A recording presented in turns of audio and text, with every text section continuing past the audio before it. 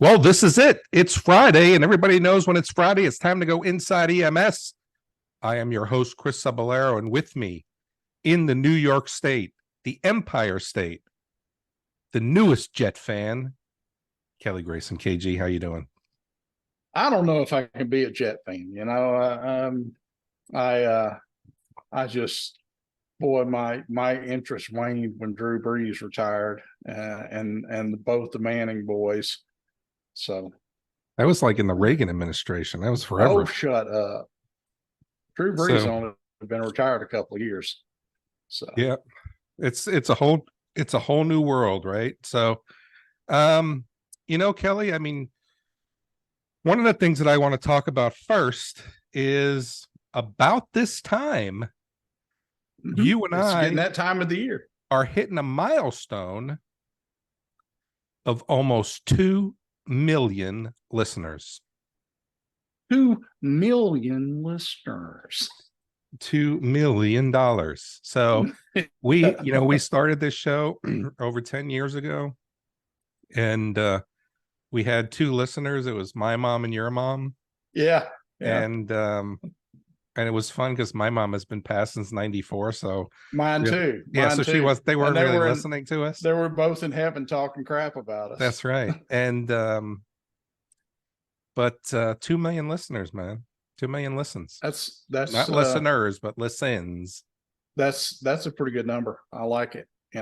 Just shows that we're tremendously privileged. Excuse me, I haven't had my Coke Zero. We're tremendously privileged to have the listener base that we do. So yeah, and it's funny that when we first talked about this show, we were together at conference in Missouri, and Art Cia was with us, which was unusual.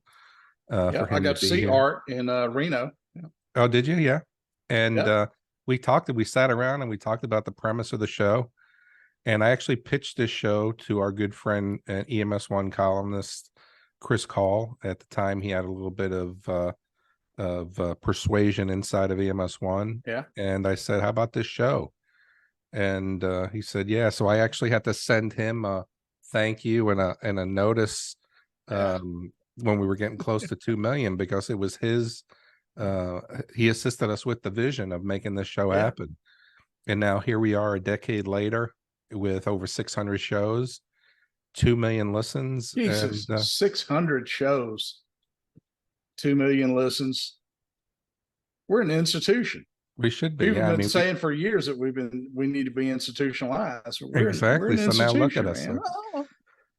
But anyway, congratulations to you, Kelly. And to our listeners, I want to thank you so much for making the show very successful. And, we do this as two paramedics sitting in a truck talking about everything that is going on inside of EMS.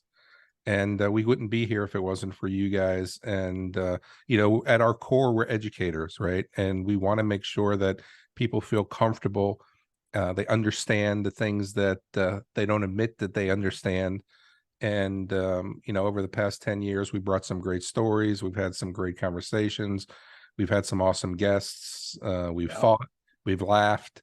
We may have swore a couple times, but you guys that are out there, guys and girls that are listening, just our great thanks to you for allowing us to do this, and you visiting with us every week is, as Kelly said, it's a true honor for us. Yeah, it's a testament to how effective two blowhard be pressing the refresh button 2 million times.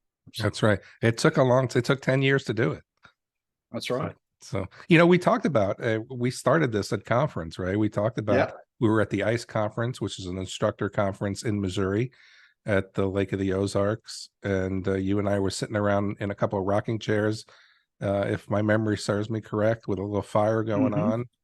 Yeah, Art was there, and he was really kind of taking us to task a little bit about how are we going to make this different, or what we need to do to make this different. And we didn't really have answers at that time. But when we talk about this from the conference standpoint, that's going to be the topic that we're going to talk about today.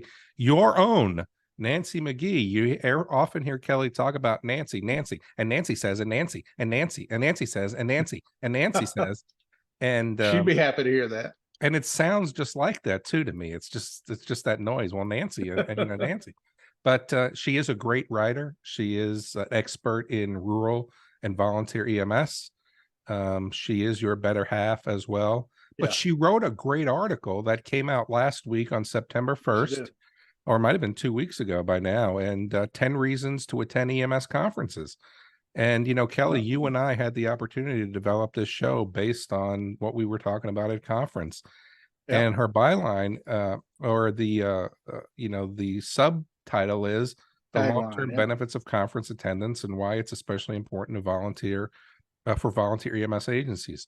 very much And, so. her expertise is really trying to allow the volunteer agencies to have a voice and to be Yeah, their voice as well. So we always give cheers to Nancy for the work that she does. Sometimes I think, like the volunteers, the work that she does in the volunteer world seems that it doesn't get the credit that it deserves. yeah, So, but she talks about 10 reasons, Kelly. We thought it would be cool to talk about 10. yeah. You and I go to conferences on a regular basis. Uh, Pretty soon we have EMS Expo coming up, which will be Yep. starting on the 18th of September. So, number one, she says, is get out of your comfort zone. Human beings are inherently, they're not comfortable being outside they're Hmm. tribalistic. They're not comfortable when they get outside their comfort zone. And one of the things that you have to remember too is that when you leave your comfort zone, you have to be very, very careful that you don't develop a new comfort zone, because that's usually what happens. Yeah. So, what do you think about number one? It gets you outside your comfort zone. I've said this, or I've heard this 1,000 times, maybe more. She's a big one about preaching against silos, and you got to tear down your silos and collaborate and cooperate and work with other agencies. If you've seen one EMS squad, you've seen one EMS squad, and way too many volunteer agencies, for that matter, even paid and large municipal agencies, know their way of doing things, and they kind of stagnate, or they run the risk of stagnating if they don't get outside their own little bubble and see the way other agencies are doing things. And the networking, you've said this as many times I have, Chris. The thing that's really awesome about EMS conferences is the networking and the friends you make and the connections you make that help you see EMS from a broader perspective. And that's part of her mantra in consulting with volunteer agencies is look, what you've been doing is not working anymore, and you got to explore new avenues and new solutions. I'm not going to tell you the same old things. One of the ways to do that is to seek out what has worked at other agencies, and don't tell yourself, well, I'll never work where I am. But you got to get out of your side of your comfort zone, and it's got to be, if you're not uncomfortable, or if you feel like you're the smartest person in the room, you're in the wrong room. And that's the gist of that. I think that's great advice that not only volunteers should all of us should follow. Let's talk about number two. Be inspired. She talks about the keynote speakers, and she's not talking about me. I would like her to, but when you go to these conferences, go hit the keynote speeches, because they're the guys that are there to fan the flames of and rejuvenate you and get you inspired to go out and learn. And the closing keynote speakers want you to leave with a good feeling and eager to bring the lessons from the conference back to your squad.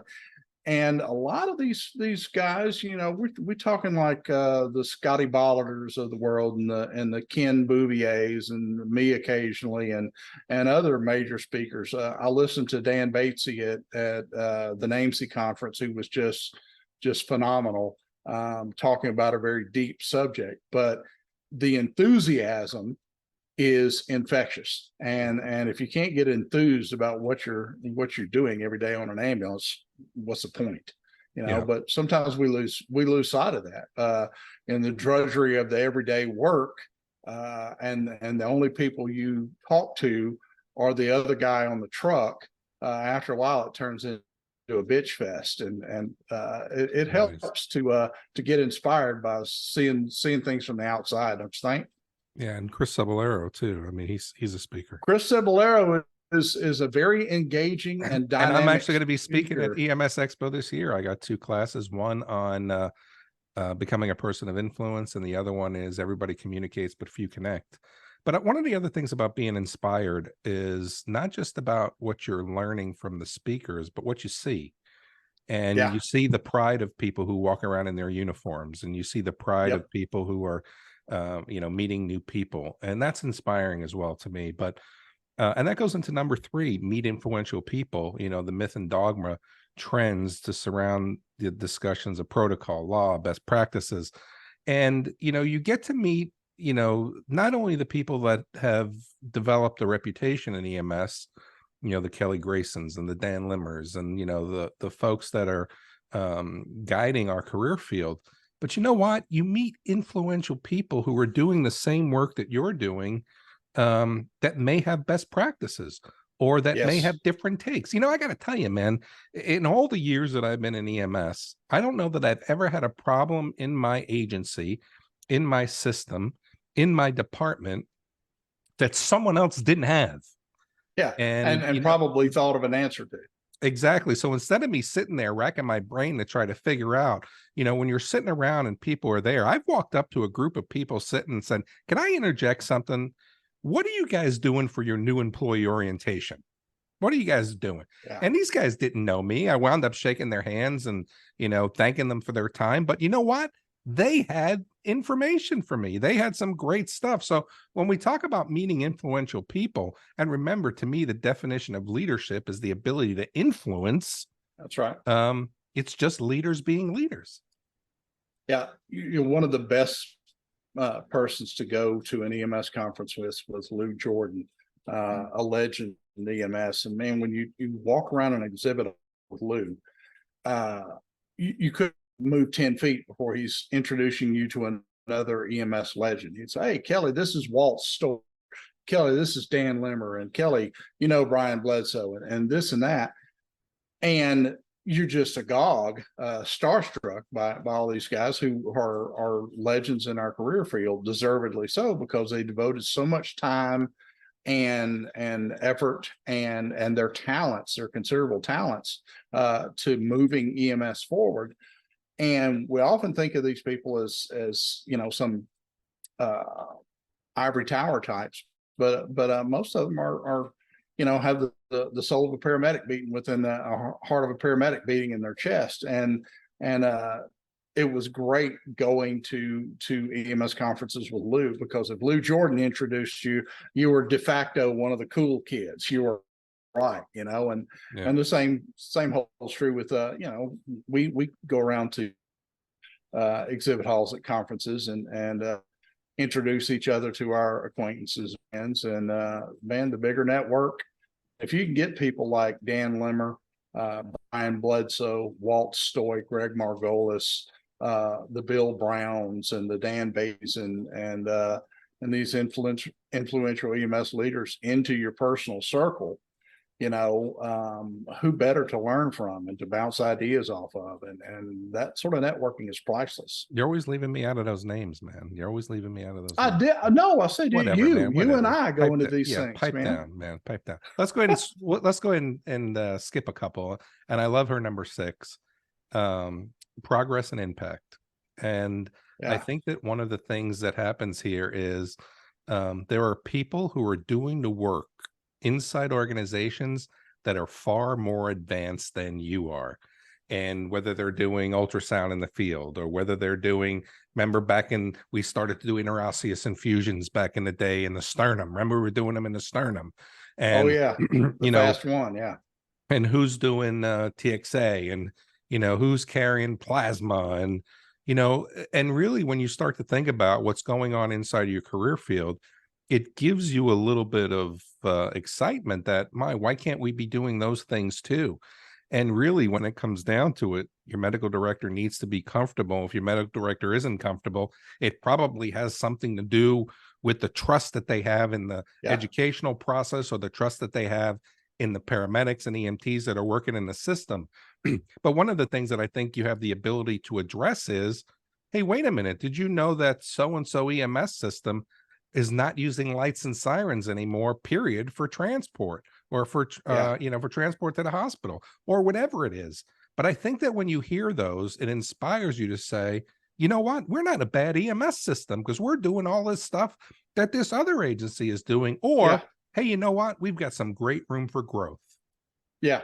And these there are very few new problems under the sun. And if you're privileged to work in an EMS system run by one of these progressive medical directors who, a data geek like Jeff Jarvis, who's constantly looking to better their performance in certain areas, to the point where he's looking at things that none of the rest of us have thought to look for yet. And as a result, the agencies he's associated with, they tend to turn out stellar paramedics and render excellent care. But once again, we have so many agencies out there. We're preaching to the choir here, because I'm telling you things that from going to conferences, and as do I. But the vast majority of EMS isn't going to those conferences, and they aren't hearing things like apneic oxygenation and how oxygen is a potent vasoconstrictor, and you don't slap a non-rebreather mask on your MI patient or your stroke patient anymore, and you shouldn't have for the last 20 years. But they're still doing that thing, and Nancy repeats this phrase a lot. It's a quote from Rear Admiral Grace Potter. Said the worst phrase in any bureaucracy is that we've always done it this way, or that's the way we've always done it. We can get too complacent, and unless you look at places or listen to people who are asking hard questions that you may not have even thought of, you don't know where you stand as far as the quality of the care and the education you have and that sort of thing. So a lot of these, I'm going to give a shout out to Gathering of Eagles. There's an example. I've disparaged Gathering of Eagles more than a few times on this podcast, but there's no denying that a great many of the medical directors of our nation's largest EMS systems are also pretty progressive thought leaders, and they're addressing things that many of the rest of us are kind of lagging behind on. So if you want to see where EMS is going, rather than where it is right now, you look to those guys. But Nancy's seventh point that really stands out to me, it stands out to me because I think she stole it from me, is stewardship. I have said a million times that part of your job as a seasoned provider in EMS is to be a steward of your profession and pass on the knowledge capital that you've gained and the good habits, and work to stomp out those bad habits and that myth and dogma, just like an NCO in the military. The NCOs are the keepers of the flame. The officers come and go, but those old time sergeants, they keep on the traditions, and they're the backbone of the military, and those seasoned EMTs and medics are the backbone of your service. It's hard to remember to be a steward of your profession when you're worrying about your next paycheck or the next dialysis patient or the next trauma call. But being reminded by going to these conferences is a good thing. I think that is something I want to add to stewardship. And stewardship really is part of the elements of servant leadership as well. Telling them what's a servant leadership, and it's a hard word to define. Yeah. But the way that I talk about it is, it's not just sharing your knowledge, but it really is leaving the career field better than you found it. What is your responsibility to ensure that EMS, your agency, your truck, your partners are better when you leave than when you showed up? So this is stewardship, is holding something in trust for someone. And for our career field, what is it that you do that allows you to take the next step and ensure that we've grown our career field? So number 8, invest in yourself and your agency. I want to touch on this. This is something that's really close to me right now. We don't get better. It just doesn't happen that you get better.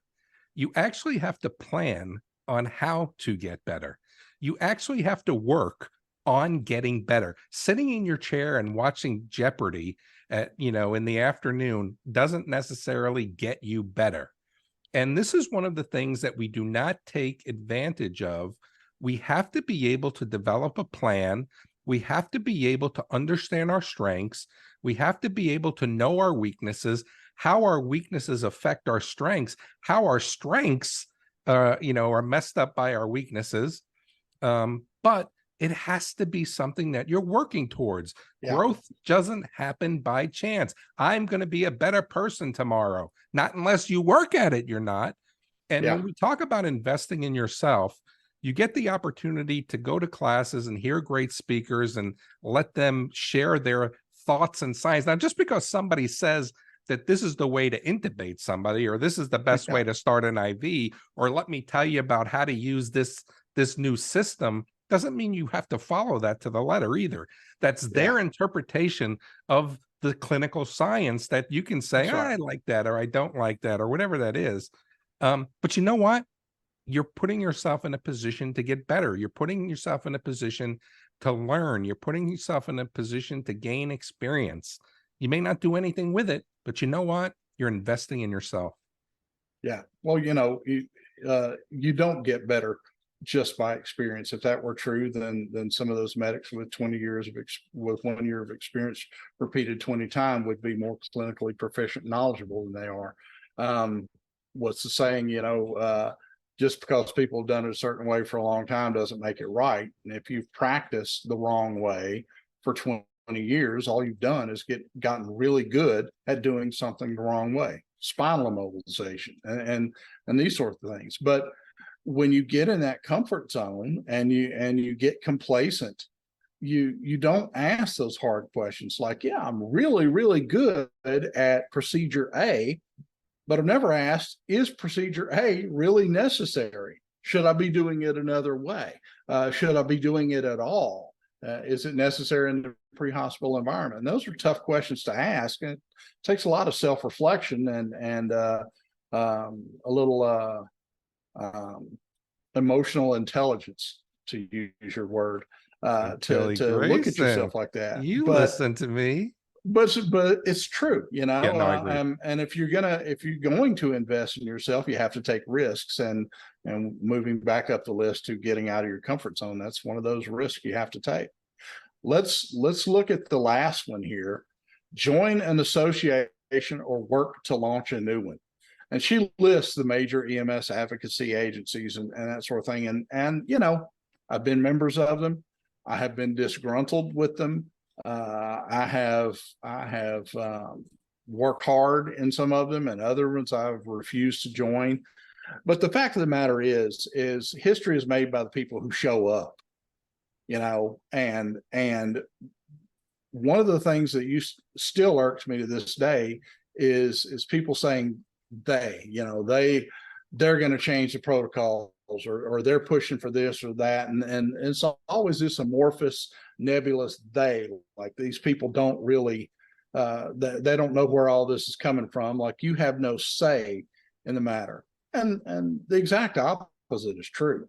If every EMT in the United States belonged to the National Association of EMTs, and every educator belonged to NAMC, and so on and so forth, they wouldn't be putting out position papers. They would be saying things to elected leaders and hearing things back like, yes, and how many millions or billions of dollars in grant money would you like this year? Because our effectiveness is limited by the small portion of us that actually participate on a national scale. And that's back to stewardship of your profession. Put some skin in the game and make some effort to have your voice heard. Otherwise, you're going to be one of those people who changes happen to, rather than one who gets to help influence those changes. Yeah, I think one of the things that irritates me the most is people are saying, what do I get for my money? And one of the things that I've talked about, the McDonald's mentality, that's what I hate. Yeah, one of the things that I've talked about for years and years, I'm talking about going back to probably 1989 is when I started to say this. If you consider yourselves to be professional, we have to belong to a professional organization. Yes. And, for the 35 or $40 it costs to be a member of NAMT or whatever it is, you Yeah. get some pretty sweet things. I mean, you get some pretty, I just bought, I got money off my college tuition uh, because I was a member of NEMT. I Yeah. got, a discount at 511. I get $10,000 worth of life insurance. Big deal, 10,000. Yeah. Well, you know what? $10,000 can cover my funeral expenses, and my family can spend my money in other areas. But for the And the premium on that policy is more than what you pay for a year's dues. But more importantly, if we're in this profession and we consider ourselves to be professional, we've got to support our professional organization, and we've got to be able to ensure that we have a voice when the voice becomes needed. And Yeah. I've been a member of NAMT since 1999. I've been a member of the EMS National EMS Management Association, and again, trying to help the leaders do a better job. But really, we need to be able to support the organizations who are out there to support us. And I got to tell you, man, I encourage you just to give it a shot. Spend your $40 or however much it is to join NEMT and just see what they do. But the more people, as you said, Kelly, that are members, it gives them more juice to be able to say, this is what we want and this is what we're going to be able to get. Yeah. Imagine if NAEMT had the clout of IAFF or IAFC. It could happen. There's plenty of us if we would just join and make our voices heard. But hey, that's what we think. We'd like to hear what you think. What do you get out of going to a conference? Why should you go? But for myself and my co-host Chris Cebollero and our subject of today's talk, my better half, Nancy Magee, y'all go read her stuff. It's great. Thanks for tuning in to Inside EMS. Going to catch you guys next week.